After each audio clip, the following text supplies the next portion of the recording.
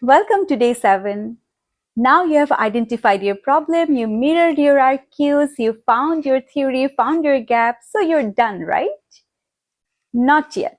Your title is the fronted to your research. If it's too vague, nobody enters. If it's too long, they get bored. So today I'm showing you how to turn your research plan into a killer PhD title. We are moving from the student level to the doctoral headline that your examiners will respect before even they read page 1. According to academic writing standards in mass communication, a perfect title answers 3 questions in one breath: what, who, where. The formula is first, the main variable or the phenomenon, second, the action or the relationship, third, the target population, and fourth, the context. So instead of a study on news and trust in Malaysia, try saying the mediating role of brand trust in the relationship between media skepticism and news dependency among Malaysian millennials. So in that, the main variable is brand trust or media skepticism. The action or the relationship is mediating effect, moderating effect, predicting the effect. The target of population is definitely Malaysian millennials or Gen Z employees. And the context is digital news, or if a different sector like Malaysian banking sector. So now let's look at the red flags versus the green flags. Red flags are the bad practices in writing the title, and green flags definitely what you have to do to write a killer PhD level title. So the first one is the fluff words. Never start with a study of or an investigation into. The examiner already knows that it's a study. It's a 300 pages long thesis. So start with the variable. It's like from a study of a news and trust in Malaysia, you can go to the mediating role of, moderating role of, the effect of this on that. The next is questions in titles are not PhD style. Like, does brand trust matter? So we can instead just say that the effect of brand trust. The next is writing like MSD, BT, ND, like unexplained acronyms, which actually helps you lose the readers. So you can just say clearly, you can say who plus where is the boundary, like among Malaysian millennials, not any other Malaysian citizens. The next one is title being over 20 words. That's a paragraph, not a title. So aim for 12 to 15 words, has to be punchy and searchable. So let's do a little exercise. Let's look into different titles in different sectors of communication. We can start with corporate communication. A basic example would be how employees use social media at work. That is too weak. For PhD upgrade, we can write that impact of social media engagement on organizational commitment among Gen Z employees in the Malaysian banking sector. So what we did here, let's break it down to 4 components of writing or 4 ingredients of writing a good title. The first one, the main variable, social media engagement on organizational commitment. The action is impact of. The target population, Gen Z employees. The context, Malaysian banking sector. So as a whole, our title is Impact of Social Media Engagement on Organizational Commitment among Gen Z employees in the Malaysian banking sector. So let's do the second exercise. In health communication, we have a basic title, A Study of Anti-Smoking Ads and Teenagers. This sounds like a high school essay. So our PhD upgrade is evaluating the moderating role of peer influence on the effectiveness of anti-smoking campaigns among urban male adolescents.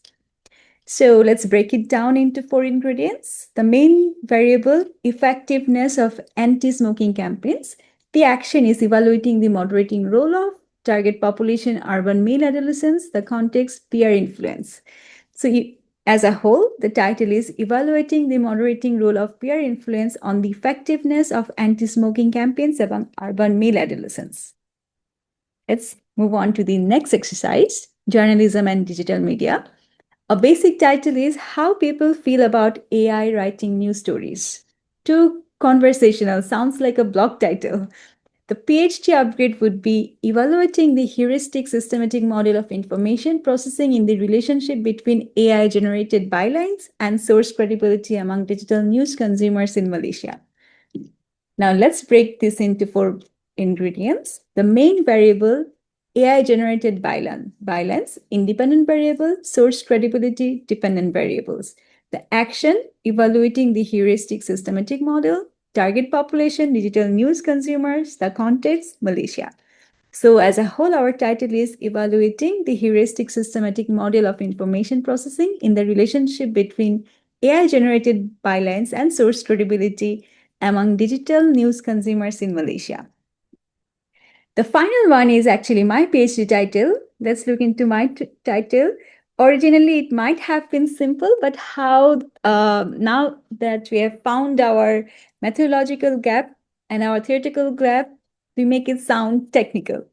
So the basic one was Millennials and Media Trust in Malaysia. Also good for a blog post, but not for a PhD. So for PhD upgrade, I have made that the mediating role of brand trust in relationship between media skepticism and media dependency among Malaysian millennials. So the main variable was media skepticism and media dependency, where the media skepticism was independent and media dependency was dependent variable. The action is the mediating role of brand trust, which is also my unique contribution. The target population is millennials, the context is Malaysia.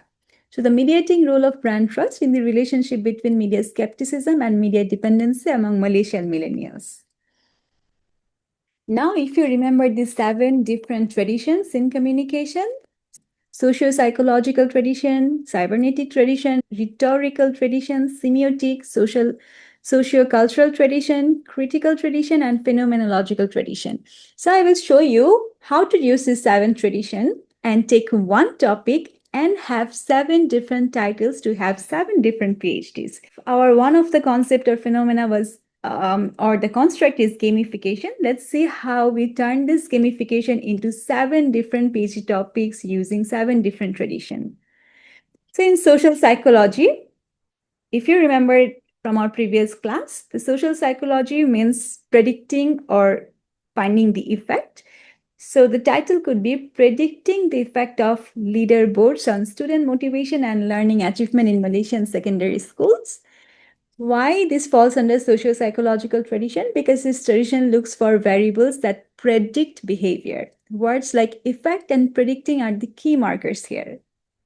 So let's move on to our next PhD topic, cybernetics, which means modeling or diffusion. So the title could be Modeling Feedback Loops, a system analysis of real-time gamification rewards in online learning environments. Why this is cybernetics? Because this treats the classroom as a system. It's about how input, points or badges creates output, which could be engagement through a circular process. The next is rhetorical, where our action verbs could be rhetorical analysis. The title could be The Art of Digital Persuasion, a rhetorical analysis of gamified narratives in history education. Why this is rhetorical tradition? Because this is about how story or the persuasion within the game convinces the student to care about the subject matter. The next is semiotic. The action words could be interpreting or signifiers. Title is Decoding the Badge, a semiotic study of virtual symbols and their meaning among primary school students. So why this falls under semiotic tradition? Because this tradition asks what does a symbol, which is a gold star or a digital badge, actually represent to a child? It is a sign of status or just a graphic. The next topic is sociocultural, which is the action words could be constructing or shaping. So title is Constructing Classroom Culture, How Gamification Shapes Social Interactions and Community Building in Higher Education. Why this falls under sociocultural tradition? Because this tradition believes communication creates our world. It looks at how playing together builds a specific social reality in a classroom. In terms of critical tradition, the action verbs could be critical appraisal or power. And as an example, a critical appraisal of gamification, investigating power imbalances and surveillance in algorithmic classrooms. And it falls under critical tradition because this tradition is skeptical. It asks, is gamification just a way to control students? Does it favor students who already have high speed internet? And next is phenomenological, which is lived experience. And for an example, the lived experience of play, a phenomenological study of students' personal journeys through gamified science curricula. And this falls under the phenomenological tradition because this is the most personal tradition, and it doesn't care about average scores. It cares about the authentic feeling of one specific student going through this experience. These are not the best title using the perfect formula, but these are just for the example of how one topic could be analyzed within different tradition, within different action words, within different contexts to make different PhD topics or different topic of research. Here is an important topic to discuss. Now, thesis title versus publication title. Here is a secret. Your thesis title and your journal publication title can and should be different. Um, Thesis title is more formal and comprehensive. It's a legal document, so it must include your variables and specific population. And publication title, it could be punchy and it has to be searchable. It's a marketing tool. So, for example, of a thesis title, factors influencing brand trust in digital news, a study of Malaysian millennials. We shouldn't use a study of, this is just an example.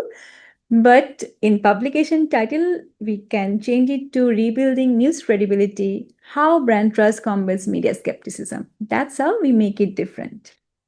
And that concludes chapter 1. You have a title that screams doctorate, you have a theory that holds the skeleton together, and you have a gap that proves your novelty. Now you're officially ready to step into the library. And that's a wrap. You have finished a 7-day foundation series. You have gone from a messy idea to a theoretically anchored, gap-driven, PhD-level research plan. You're no longer a student, you are a researcher. What's next? This was the thinking phase. Next week, we move on to the doing phase. Chapter 2 and 3, I'll show you how to conduct systematic literature review, how to argue with authors instead of just quoting them, and how to design your research methodology. So don't forget to like, share, and tag a PhD warrior who needs this. I'm Sanjana Rahman, and I'll see you in the next series.